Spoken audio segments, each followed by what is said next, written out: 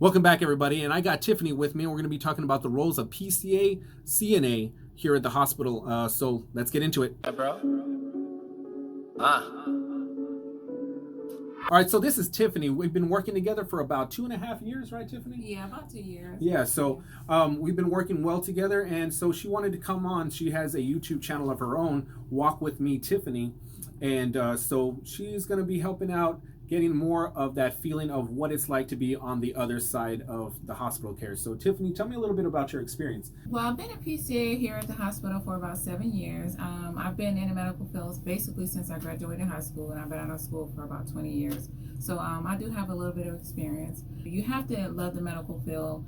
You can't just do it for a paycheck. You do have to have a lot of patience. We do a lot of physical work here, but it's well worth it. It really is at the end of the day. So one of the things I did want to talk about when it comes to PCAs, as a nurse, I do rely heavily on the PCAs, and she can attest to that. A lot of the times with her experience, she sees the patients a little bit more often than the nurses do, you know, doing the vitals, doing the care and the cleaning of the patients, and just overall answering the call lights a little bit more often than the nurses do.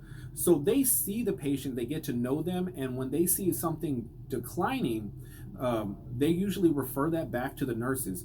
They're the ones doing the vitals. They are quick with letting us know when there's something critical, and then it becomes my job to go and do the next step.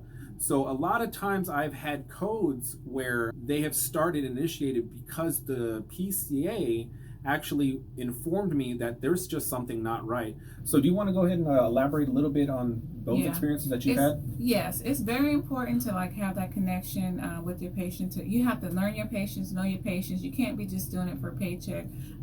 Pay attention, because like you said, a lot of times we go in there and like the PCAs, we notice how a patient eats, or if a patient's been sleeping all day, or they're out of it, or they're feeling really nauseous or getting dizzy, weak.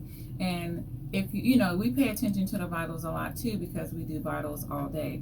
So, and we notice how the vitals, if they're changing, and to notify your nurse, and hey, I think something's going on. Even though I'm not a nurse, it's still important for us to pay attention. It's teamwork, and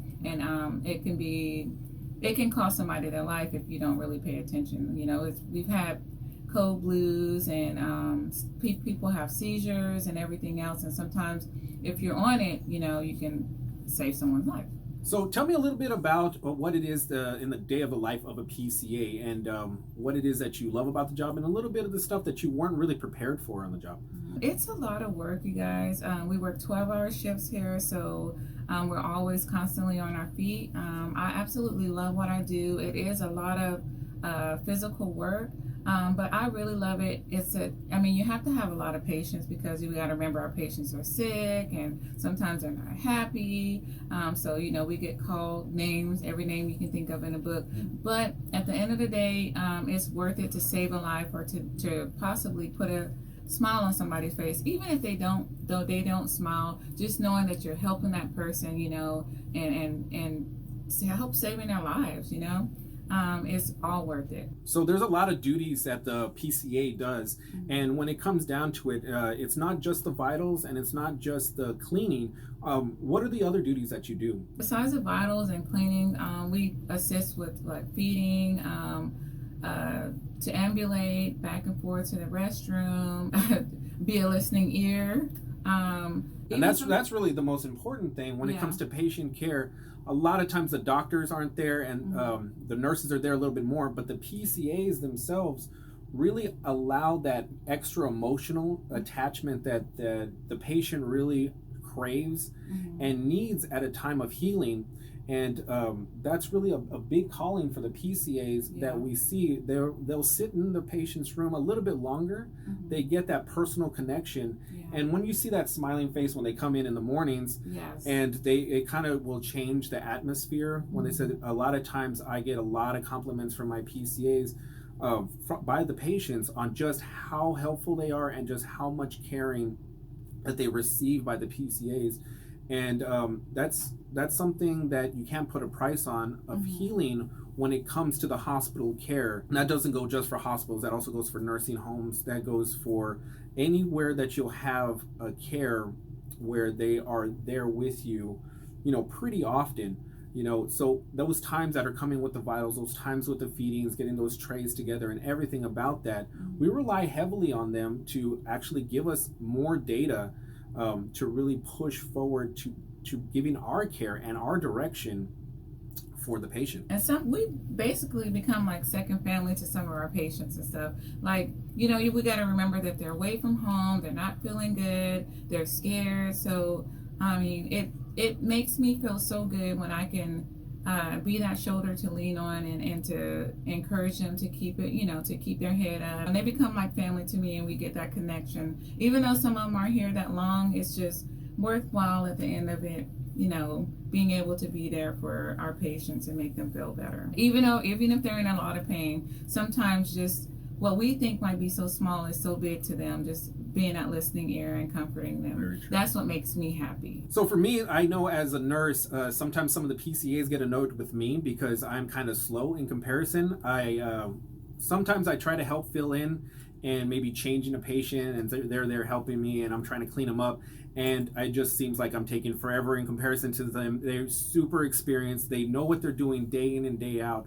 And for us to go in there and try to do their job, sometimes we're just not as efficient as they are. And I think for being a new PCA, that can kind of be a little bit more daunting, looking at some of these PCAs that have been very experienced, and they can go through those vitals, they can go through those baths, go through everything, changing the bedding, the linen, and everything, and just turn around so fast that they've had so much experience, and you're over here struggling just to keep up with them, and that's a huge testament to just how well they've been doing it, and they've been doing it for so long that they can allow for more time for that caring feeling of those patient care. Yeah. So what are the kind of things that you learned from more experienced PCAs when you first started out being a PCA that you would want to give to a new PCA? We have a lot of older PCAs here, and they have taught me so much, and I thank God for every last one of them.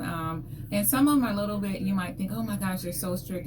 They're not. They're very professional. It's just because they've been doing it for so many years, and everything that they teach you is they're teaching you because they do care, and they care about their patients so much. Just something as simple as folding like putting the pads underneath the patient, which way the draw sheets to pull a patient up in bed, the folded part, the frilly part is supposed to go away from the patient, and the folded part is supposed to go up towards the body or towards the head.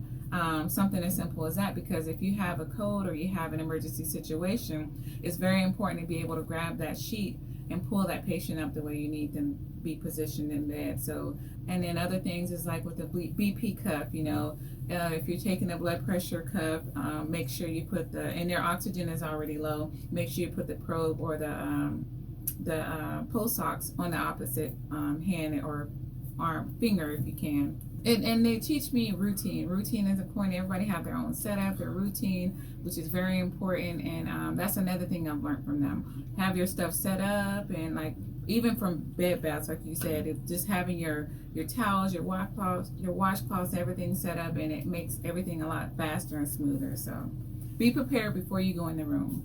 That's true. Is one big thing I learned. Just little things like that, and which is very important. I've learned a lot. All right, Tiff, I want to thank you for joining me and viewers at home for helping us out with getting a better understanding of being a PCA and what it really is like in the hospital, and how much nurses really rely on their care and their experience to really bring home the patient care and the patient experience to be the best that it can be. And I want to thank you as well. And I want to say this before we leave. I really do look up to my nurses, and I believe you can't have one without the other. It takes a team, and we also have really awesome nurses and really awesome PCAs as well. So it's all about teamwork. So thank you. I want to thank you guys for everything that you do as well. Thank you. I want to thank you for watching, and if you enjoyed this video, go ahead and hit that like button down below. Subscribe and hit that notification bell if you want to see more about my nursing journey and any interdisciplinary care like we had today. Leave me a comment down below if there's anything you want me to go through. I post every Friday for nursing and my personal vlogs on Tuesday. Thanks for watching, and see y'all later.